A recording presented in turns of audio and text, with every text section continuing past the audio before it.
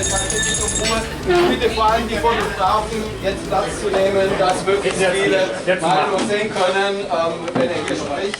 Nochmal herzlich willkommen im Namen der Freien Medien und der Blogger, die Sie übernommen haben und die sich sehr geehrt fühlen durch Ihre Gegenwart hier als Protagonisten, als Helden der Meinungsfreiheit und der Pressefreiheit, für die wir alle kämpfen und für die Sie uns ganz großes Vorbild sind.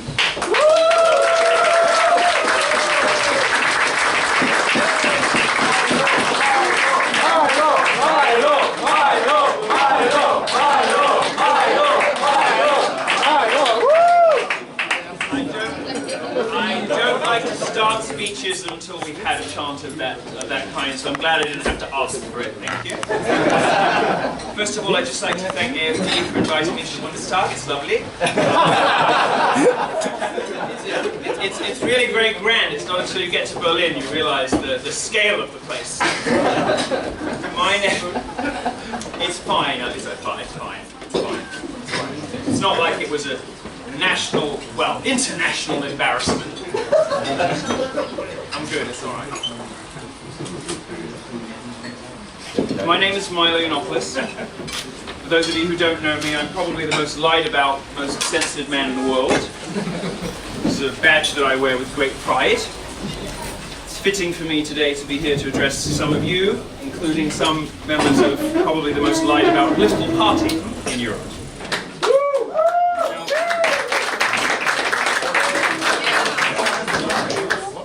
In 2016, I was working at Breitbart under Steve Bannon, and then on my own tour bus.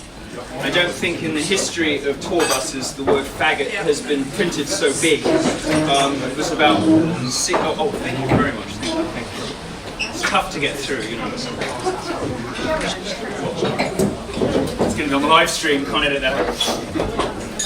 Now, my memoir of this period sold over 200,000 copies despite no reviews in any mainstream media publication whatsoever, which is a sort of unprecedented publication feat. And it's sold to people who don't normally read books. What I was trying to do, and I think successfully accomplished, was to help the right in America win the culture war, to sort of make reasonable, respectable, mainstream conservatism cool again. And this is why I've become a target of the progressive left. This is why they hate me so much. They hate me so much that when I showed up to UC Berkeley to give a talk about cultural appropriation, which is a phrase the left has invented that means absolutely nothing, I had a beautiful outfit planned. I was going to wear a Native American headdress. It was gigantic, it was custom made. It was the crowning glory of the tour. And unfortunately, George Soros funded Antifa Black Bloc protesters smashed up the college campus and smashed up the town, doing over $100,000 worth of damage to the school and $500,000 worth of damage to the town. So I never got to appear in my Native American headdress, but I do still have it at home. One day. Now, I have been called all sorts of things. I've been called a racist, I've been called an anti-Semite, I've been called a misogynist, a white supremacist, a homophobe. I have.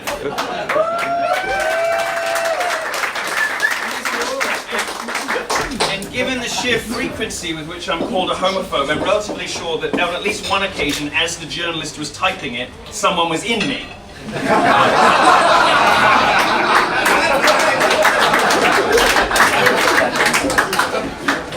I have even, in the most sickening example, been called a pedophile apologist, particularly disgusting example, and I've been called a transphobe. Now, out of all of these names, only Islamophobe is true.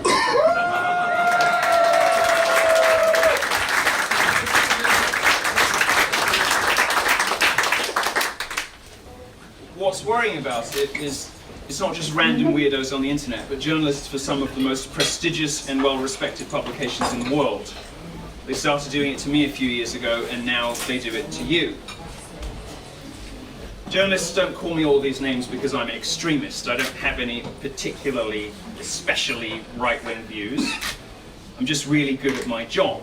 I'm effective at persuading people to reconsider things that they had been indoctrinated with at college or picked up from their parents. And because I'm very good at persuading people the way that they try to sort of alienate you from normies, the way they try to sort of make you the kind of untouchable person no one wants to hang out with or listen to, is to call you far right.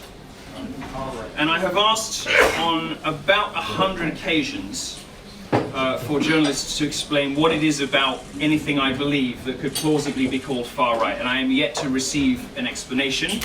So I can only conclude that this is something that the left does when you're doing too good a job. When you're converting too many people. This is when they bring out the big guns. They call you a white supremacist, and they call you far right. Ja, To them, this is what they've done to do.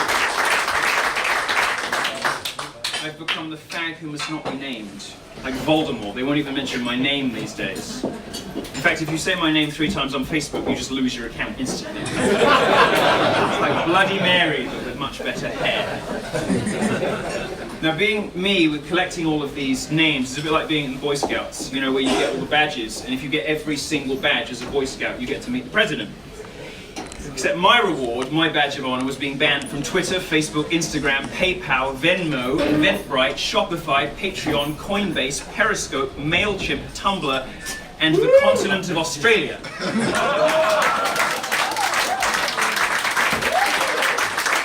entire place. I can't go to an entire continent, ever, for the rest of my life. Which is fine. I was there for them anyway, not for me. Now, when they call you names, as I know they do, they also seek to deny you the right to respond to those allegations, to defend yourself by taking away your ability to post on social platforms, by closing comment sections. And you'd expect all this from your ideological opponents. You would expect this from feminist activists if you're out there reminding them that the wage gap is horseshit. You'd expect it from the sort of terrorist apologists that America is now elected to Congress. You'd expect it from any number of people who don't share your politics, but I never expected it from journalists. I never expected reporters whose career rests on them being able to say anything, applauding the loss of free speech. But this is precisely the situation we find ourselves in throughout the West, actually. People say that the UK and the US have this sort of special relationship. It seems to me that Germany and the US, in terms of the homogeneity of the media, are much more closely linked. Your press is the pits. And it's almost as bad as the American media.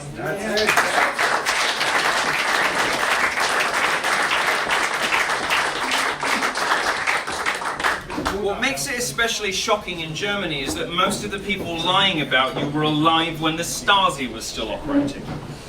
They only closed down in 1990. And yet, how quickly they forget, and how quickly they want to welcome these sorts of tactics back in again. Now, if you so much as add my name to a listing on Eventbrite, you know, if you've got sort of you can have an event like 40 speakers. If you add my name to that, the algorithm will not just delete the event, but wipe your account and keep the money that you've collected so far for tickets. That's how bad it is. And this is all coming for all of us, so look forward to that. I've been banned not only from social media, but also from payment processors and ticketing services. They want to rob me of my ability to make a living. I'm the sort of test case. I'm a vision of the future, if you like. It's an especially handsome and well-dressed vision of the future. I am what's coming for all of you. And they love pointing out when you've been banned from things. Have you noticed that? They sort of Milo Yiannopoulos, comma, banned from Twitter and Facebook, from comma. It's become something you sort of add to the end of the name. Like it's like compulsorily, you know, like MD or PhD or MP, you know, sort of Mohammed, peace be upon him, Milo, banned from Twitter and Facebook. This has become a sort of compulsory required epithet that they now add to your name. And it sounds damning, it feels damning, until you realise that it's the same people reporting the bans, doing the bans.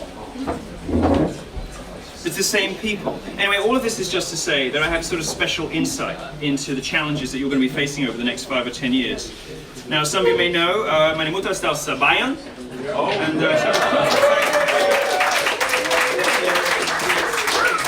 welcome home. Ich habe habe kurze Zeit in Berlin gewohnt. Es ist auch so schön wieder da zu sein. Ich hatte mit den besten Sex meines Lebens hier. Und das nicht nur in Berghain, sometimes in the train station. Now, these days I am a respectable and wholesome Christian, just about, which makes me as rare in Berlin as a 14-year-old female virgin in Damascus. It's of course not all bad news in Syria, and we know this thanks to the essential fact-finding mission that AFD went on recently. Normal daily life, things are happening just fine over there. You know, in December, Damascus is quite festive. There are more Christmas decorations on the average lemonade stand than in the whole of Kreuzberg.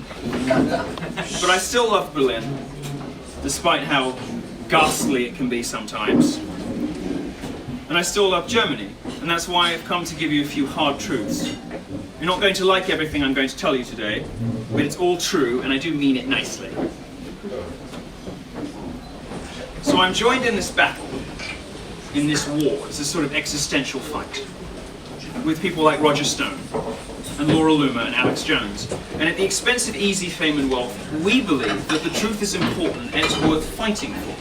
It's more important than having the right friends and being invited to the right cocktail parties. Nationalism and conservatism are not clubs to be joined for the sake of seeming virtuous or interesting. They're a set of principles you arrive at after rigorous analysis.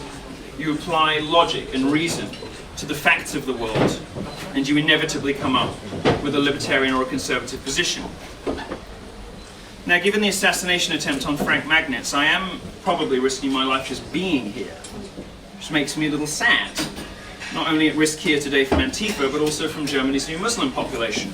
They don't care too much about politics, but if they were to find out I was gay and Jewish, I really would be toast. I'm going to talk to you today about how the enemy functions and how to beat them. I'm currently in the middle of a bus tour, by the way. Anyone heard of Sargon of Akkad here? The YouTuber?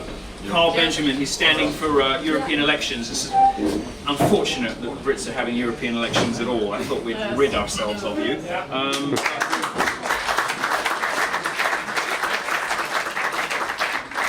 Having to go through this slow motion car crash anyway, so I thought it was important that I brush up on my German while I was here. You heard my terrible pronunciation, so I've been brushing up on my vocab. So I've learnt Vielfalt. This is an important word in Germany. It means white people clapping while Muslims murder homosexuals and chase Jews out of the country. And it's not quite happening on the streets of Hamburg yet, but give it 6 months. There's Gleichberechtigung. Another important word in Germany. It describes the male suicide epidemic.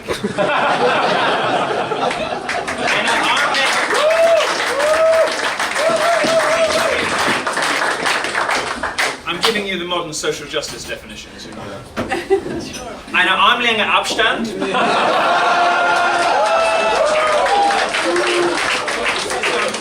This is the minimum safe distance that sane people have to stay from transsexuals.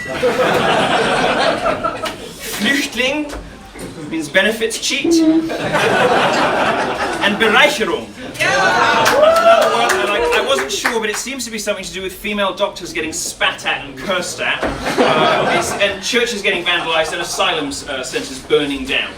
My German is a little rusty, but that's as far as I got with it. Now look, when we look at the political polarisation, and we've all had rifts in friendships over politics, what we actually see in terms of where people have moved on the issues, you know, what conservatives believe now versus what they did 10 years ago, what liberals, what leftists, what progressives believe versus what they did 10 years ago, we discover something quite interesting. And you can track this fairly easily. You can do surveys, you know, how strongly do you feel about this particular issue.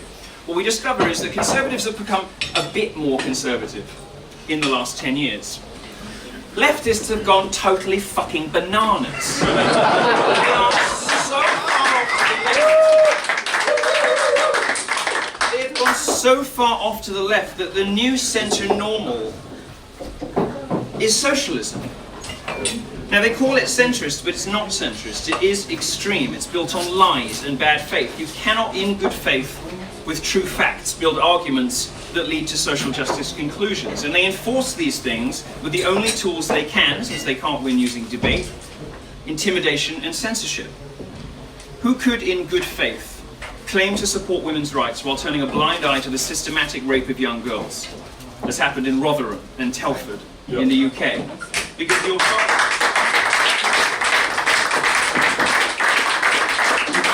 not talking about isolated incidents. These things make the New Year's Eve in Cologne look like a day out at a theme park. These are thousands upon thousands of young women systematically groomed, drugged and raped over decades because the police didn't want to seem racist. This is a new thing for me to learn, that apparently Islam is a race. So now we have to treat opinions towards it as though they were in line with racism. Now, condemning this stuff, condemning the rape of innocent young women, will get you branded far right. Now, if that's the case, I think we're all far right these days. I think pretty much everybody in pretty much every Western country is far right. We're all far right now. It's stupid.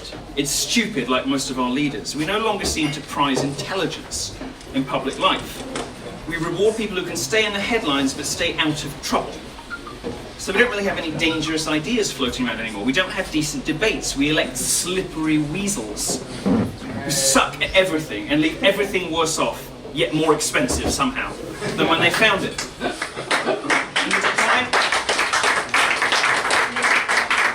The declining grandeur on this continent is remarkable.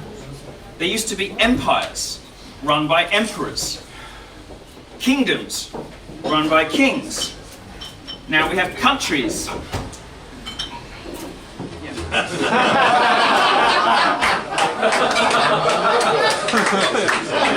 I stole that from the internet. I knew it would take you ages. I'm normally better coordinated than this. I haven't slept in about 3 days. Now, we used to have great statesmen leading our continents. We used to have commanding intellects and experience. Thomas Jefferson, do you know how many languages Thomas Jefferson spoke? 7 languages fluently, which is one more even than Melania Trump. She speaks 6 languages fluently. Angela Merkel only speaks 3, but she can say Allahu Akbar in all of them. German establishment politicians are so hopeless and so stupid that they led the charge on the EU copyright directives Articles 11 and 13. And if these things are fully enforced, they will destroy internet culture forever. And with that internet culture, destroy your ability to thumb your nose at the establishment, your ability to be mischievous. Now, I know that typically it's the Brits who are rascals, and the Germans who prefer to fall in line. They see virtue in conformity.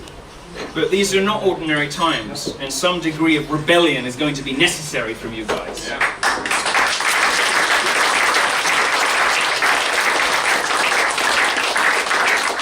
That's before we even get onto what they've done to Facebook, where reasonable, respectable, moderate conservative points of view, expressions of concern about gigantic replacement level kinds of immigration from decent law-abiding German citizens are now ruthlessly scrubbed from the platform as though they are expressions of hatred and intolerance. They're not. Meanwhile, Antifa, of course, are posting their assassination tips, bragging about their attacks, and sharing bomb-making recipes, and journalists give them a free pass. Why? Because they're the same people. Rich, white, progressive idiots who despise the German working classes. And when they're not lying about you in the pages of Der Spiegel, they're blowing up your MP's offices and then celebrating it on Twitter, secure in the knowledge that nothing bad will ever happen to them. That's the definition of corruption.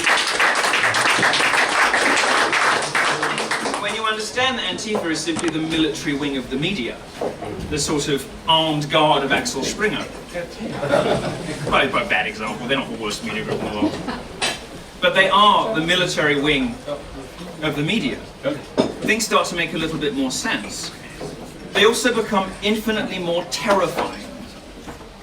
Antifa, unlike fascists, want to control everything you say and think and do. And unlike fascists, will hurt you if you don't comply. Unlike fascists, they will hurt your families too if you don't comply. And all it takes is for one bitter, middle-aged cat lady at Taz to label you a Nazi, and Antifa has all the license it requires to beat you to death. And this is another sign that we are governed not just by the corrupt, but also by the mediocre. Told what to do by the arrogant and by the evil. Yes. And nowhere is this mediocrity and fear more apparent than in your media, in the German press. It's shocking. It's absolutely shocking what they get away with. The United States, where I live now, has arguably the dumbest journalists in the world, but yours are straight up malevolent.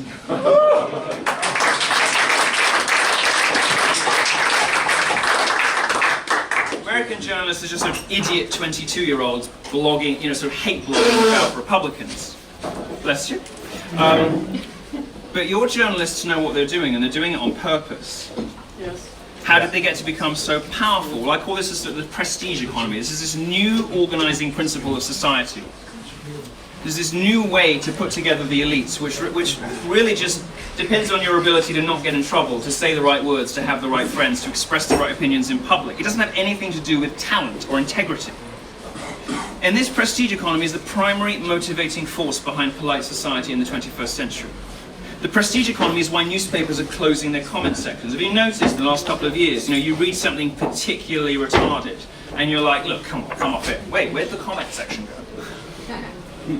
Well, so many of us were replying to journalists, torpedoing their arguments, or just flat out ridiculing them for being so stupid, that they decided something must be done. Now, if you were a decent, moral, sensible person running a media company, you think, everyone hates us, what should we do? Well, we should employ better journalists. We should check our facts more rigorously. We should do a better job. No, they just closed the comment sections because...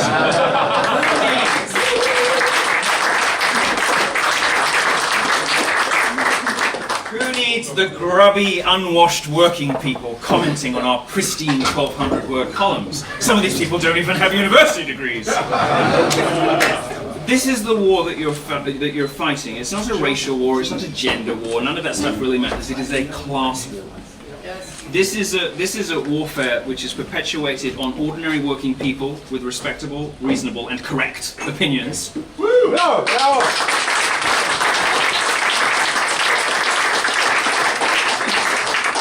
And it's a war waged by people who don't care about the damage they're doing. They just care about protecting themselves and desperately staying out of the firing line of each other. Now, we didn't abuse these people, we didn't harass them, but our comments got labeled abuse and harassment anyway. This is just a strategy. We weren't prepared to have them lie to us and get away with it. Well, this is the prestige economy in action, and it perpetuates political correctness. And George Carlin, the comedian, said that political correctness is fascism pretending to be manners. That's exactly right.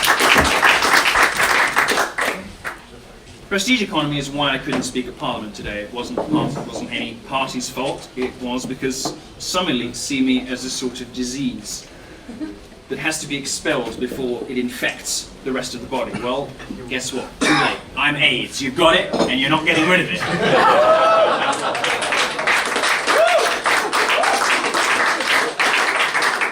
Calling somebody far right or calling them a white supremacist isn't actually a descriptive label at all. It's not a genuine attempt to describe what they believe. It's not done because that's what they think you are. It's done to make you sound so outrageous and so awful that ordinary people won't want to associate with you or to listen to you.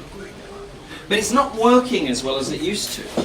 Political correctness isn't having the same effect that it did 5 years ago because normal people don't live in that prestige economy. Normal people don't worry about whether they're going to get an invitation to the Christmas party of a particular media group or a celebrity. They want to know the truth. They want to know what's happening in their town. However ugly that truth is, normal people don't want to be lied to in the form of political correctness. Because political correctness is really a mechanism of control. It's a mechanism of control that has been used by every fascist dictatorship in history. It's a mechanism of control that's been used by every authoritarian regime anywhere in the world ever. If you can tell people what they can say, you're a step closer to telling them what and how they can think. And that's their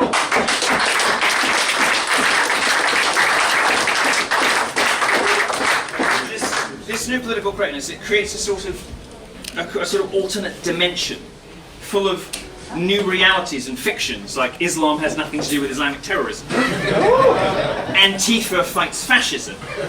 Feminism is about equality. If feminism were about leveling the playing field between men and women, they would have retired a decade ago. They would all be on cruise ships playing Scrabble. Political correctness, it also sustains hoaxes. like the gender pay gap, which is a hoax. Campus rape culture, another hoax. The female orgasm. So I understand, also a hoax.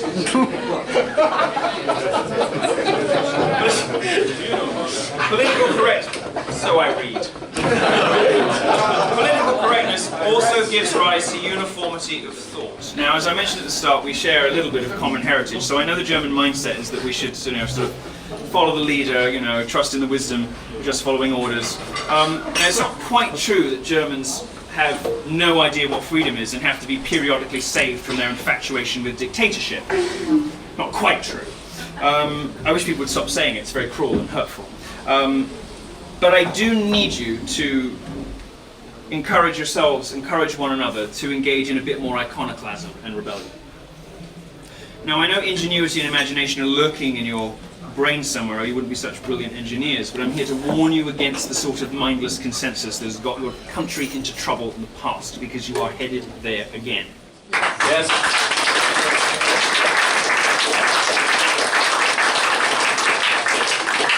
This groupthink, this mindless automaton behavior is how we wandered into this European superstate. Dissent is the only thing that protects you against dictatorship. The only thing.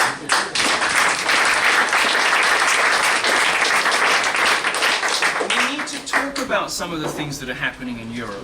We should talk about your new neighbours from Syria, the effects of this replacement level immigration from war-torn Middle Eastern countries, especially on women and homosexuals, and especially on Jews.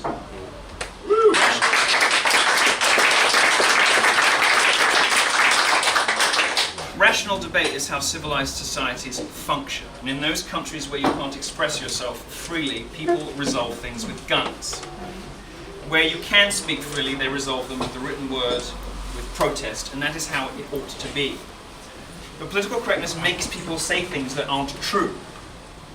All those fires at asylum centres, they were set by far-right people. Come off it. The people saying it know it's not true. The people who are hearing it know it's not true. And the people who did it definitely know it's not true. Your media blames everything on the far right and links every perceived bit of bad behaviour to the Nazis, except behaviour that actually does resemble the Third Reich.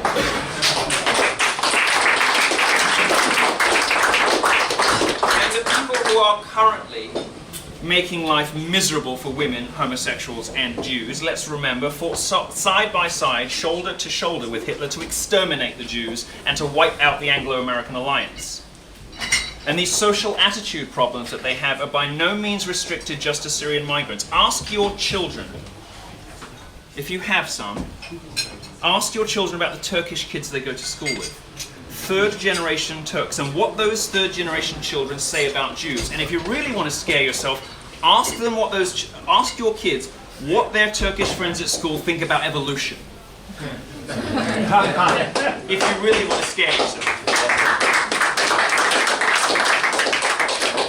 Is getting worse, not better. We know this from Pakistani and Bangladeshi communities in Britain.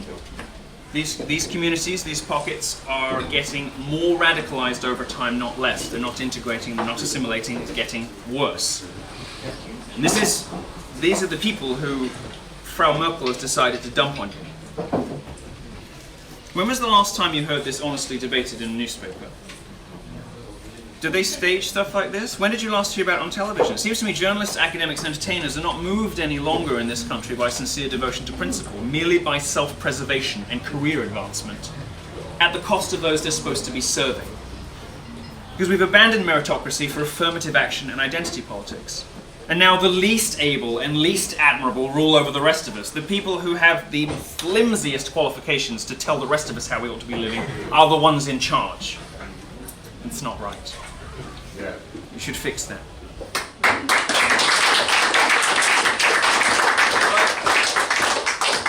What I've learned in my travels is that there's a little hurdle you have to overcome, courage, after which things are not as difficult as they may seem.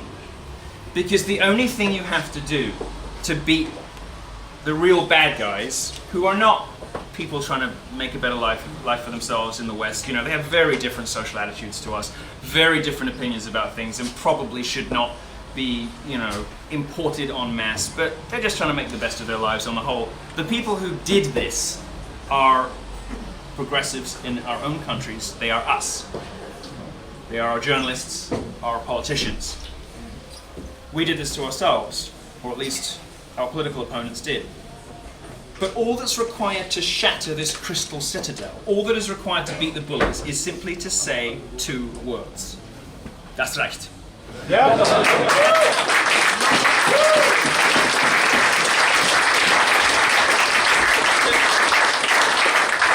For all the intimidation and bullying and threats, nothing bad happens if you turn around to a crazy feminist and just say, no. They just go find someone else to bother. And if it happens often enough, the wind gets knocked out of their sails and they start showing up to lectures again.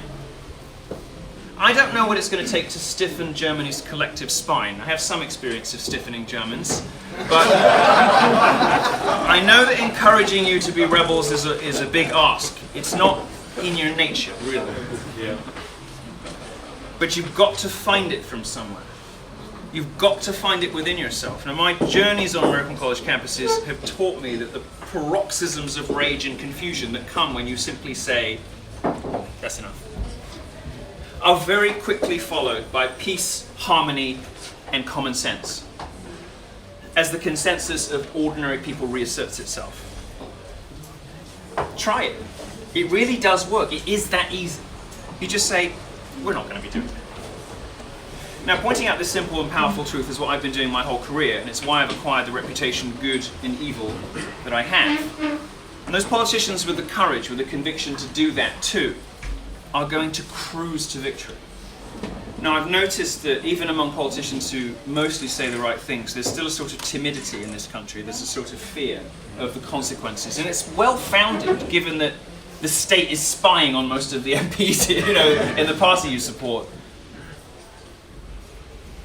But what happens when you stop tempering yourself, when you stop softening your language, when you stop sort of going 90% but not the whole way, when you stop listening to them and you just say what you really mean, you get elected. Yeah.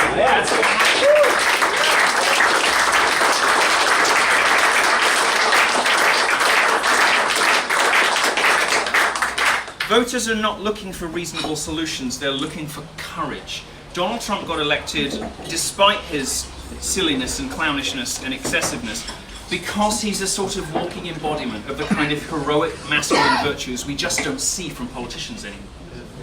He was brave, and he's consistent, and he's outrageous, and he's all the things that men kind of like, yeah. And all of the fluff and nonsense we could sort of put up with, because for the first time we saw a conviction politician that just had the most massive balls. Voters reward that and nothing else.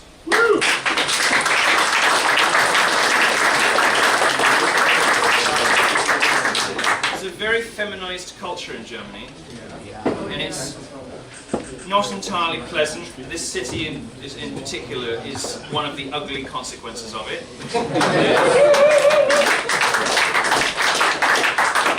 But without courage, confidence and strength, you are going to slip into a period in history far worse than anything in the last 100 years.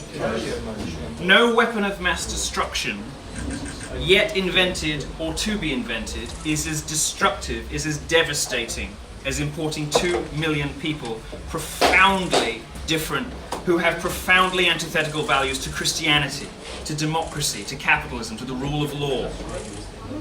No bomb will kill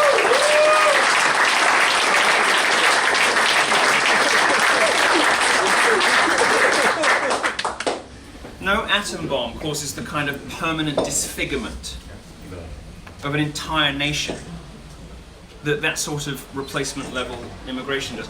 And what a low opinion the journalists in this country have of ordinary German voters, to say that parties like AfD are swept to power on a wave of anti-immigrant resentment and racism. No, they're swept to power on a wave of love for people who are here and for the aspirations and for the values of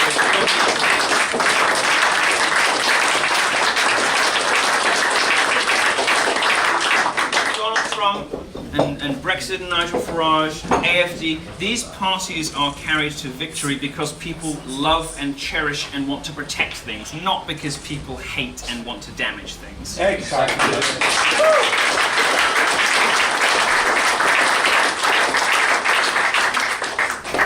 Life is short and precious, which is why I spend so much time arguing with strangers on the internet. We should protect it, and we should protect our civilization, we should protect each other. You can't, and if you want to be somebody who is able to go out and help others in the world less fortunate, you cannot rescue another ship in danger in a storm if you have punched holes in your own hull. If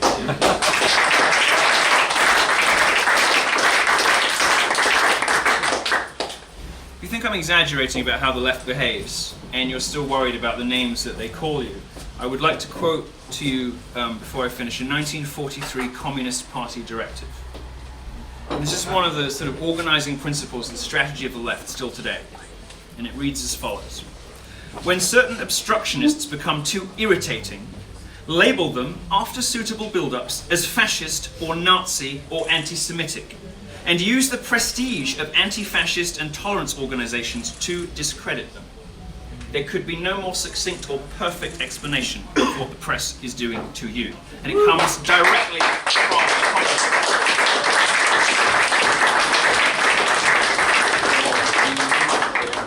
And I'd like to finish by reminding you that although outrage has been sort of ruined by the left, outrage and mob culture has become something they do, there is a right and proper place for outrage. You are right to be outraged by outrageous things. It is fit and proper to hate the hateful and to love the lovely. And what they're doing to you is just cause for outrage. Now, when you call a black person the N-word, the only person who looks bad is the person who says it, not the black guy. You look like a cunt. But when you call somebody a Nazi, you're not just name-calling. You are serving up an allegation in public that requires a defense. And even if you are able to provide a compelling defense, you have nonetheless, merely by placing the allegation out there, indelibly associated that person with something disgusting. That is way, way, way worse than calling someone the N-word. Far worse. And you're right to be outraged about it, and you're right to be angry about it, and you're right to react accordingly. It is reprehensible, and it is what your media does to you every single day.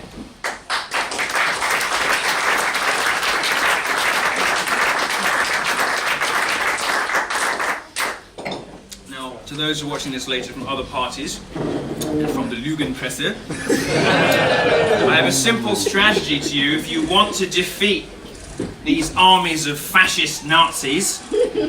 Give the voters what they want. Because the only way to make this kind of movement go away is to stop lying, start telling the truth, and start listening to the public. Listen when people tell stories about female doctors getting spat at by people who refuse to be seen by a woman. And ask yourself if that's the country that you'd really like to build. One of the things Germans get angry about, I've noticed, is double standards and unfairness. They don't often do anything about it, but they do at least notice it. Well, your Chancellor's repeatedly demonstrated she will overlook any crime committed by economic migrants. She sold these people to you as engineers and doctors, just like the Turkish people who came before. You were promised they would integrate, they would assimilate. It hasn't happened. No one has been held accountable for these lies. It's never been explained how these future doctors and engineers came to find themselves sexually harassing and raping young women on New Year's Eve. And what did Germany really get out of this? Out of the dozens of Muslim men involved in the New Year's Eve atrocities in Cologne, only 4 were convicted. And only because of international outrage. It wouldn't have happened otherwise, because as you know, the police report the following day said, quote, what was it? Nothing noteworthy. Nothing noteworthy was the official police report, which was only rewritten after journalists from outside Germany got hold of what had really been going on.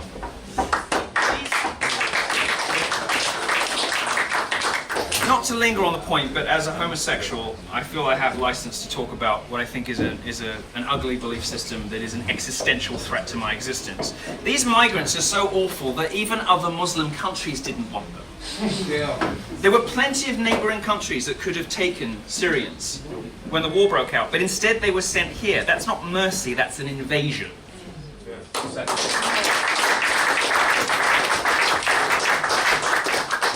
And most upsetting to me of all, and uncomfortable for you, is that even these migrants' pathological loathing of Jews is overlooked by the press and by your government.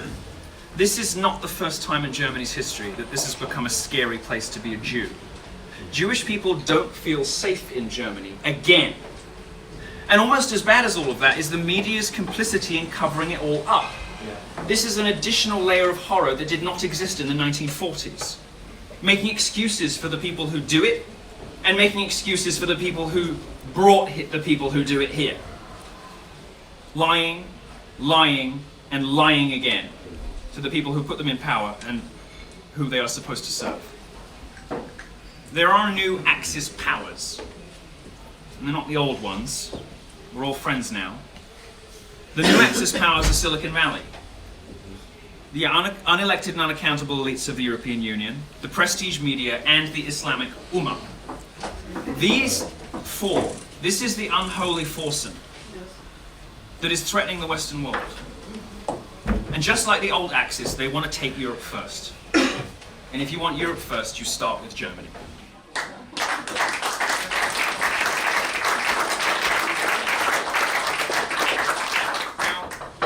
I have been in America for a while, so maybe I missed it, but I don't recall in the last decade the CDU or Frau Merkel pausing to evaluate their progress before committing to permanent and devastating changes to the social fabric of this country. And no one handed these newspapers a license to lie, to bully you and to intimidate you with coverage from a parallel universe in which every immigrant is a doctor or a lawyer. German citizens can't be blamed for thinking the German press is a giant homogenous blob force-feeding them propaganda. They are. You're right about it. Your system seems rigged because it is. And these are betrayals which deserve a response. They're crimes that deserve consequences. AFD is one of those consequences, and I'm very grateful to them for bringing me here. I'm going to hop outside before I melt. So I will return and meet as many of you as I can. But you should support and celebrate them as I know you already do. Thank God for them, and thank you very much for listening.